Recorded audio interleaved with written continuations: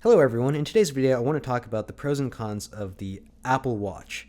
So the pros are that it's extremely accurate, not necessarily because the internal clock itself is that accurate, but it's always in sync with atomic time by basically getting information from the internet or satellites. I don't really know exactly what it does, but it's always within 50 milliseconds of atomic time.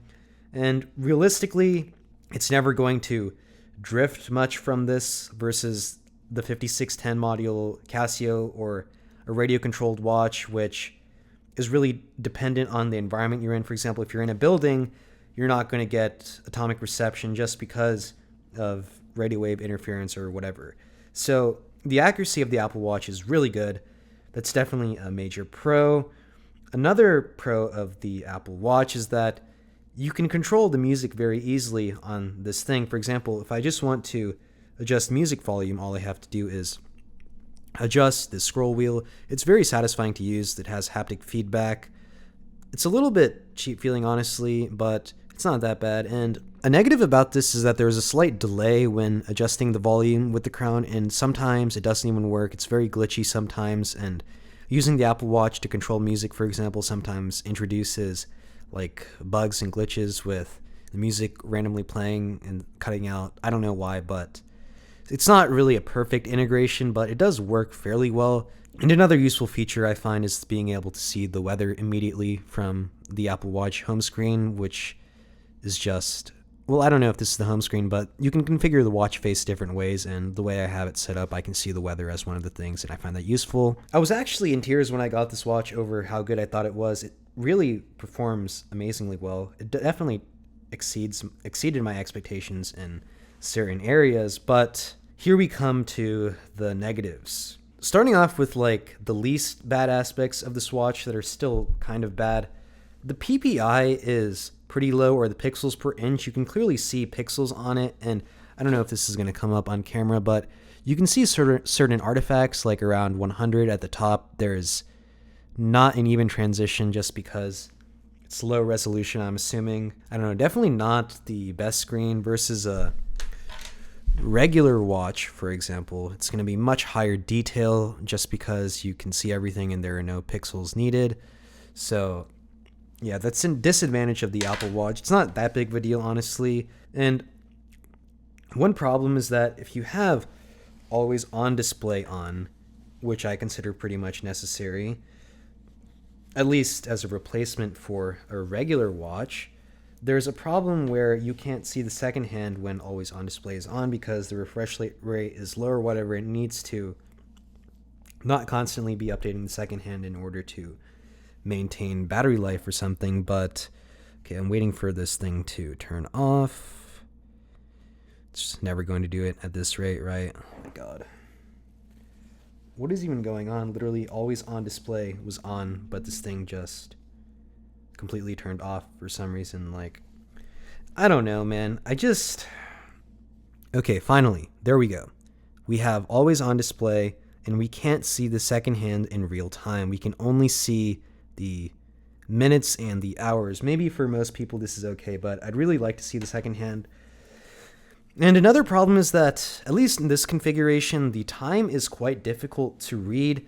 Like, I don't know what time this is exactly. Is it 11:23, 11:24? It's really hard to tell in the between times, for example, versus this watch. You can clearly tell exactly what time it is. It's very easy to read. I wish the Apple Watch was easier to read. You can reconfigure the face, but you lose certain features like being able to immediately jump to music, see the battery life, and the weather. The biggest problem of the Apple Watch by far, though, is the fit.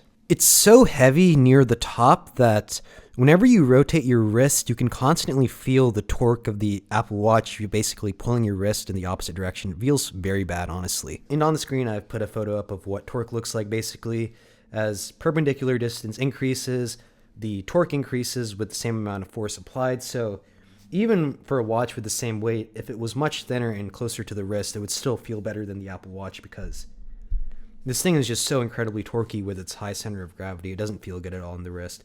Versus the watch I normally wear, being so thin in comparison that it's just hugs to my wrist and I don't feel any torque really.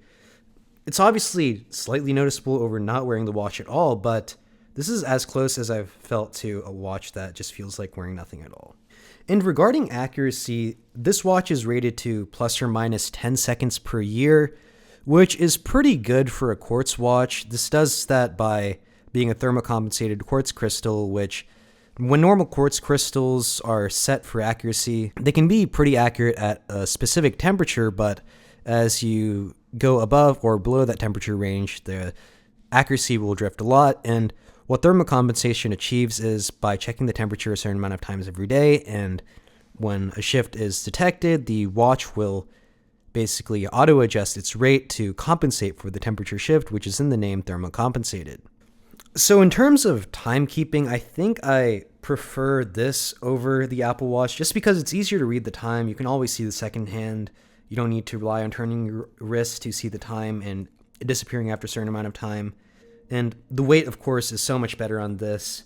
But at the same time, if the Apple Watch weighed as much as this, was as thin as this, and had all of the features, I would definitely take that. But it just is way too heavy for me to use, really. I don't know. Like, I know this is the stainless steel version. I got this because supposedly it has more resistant to scratch a screen.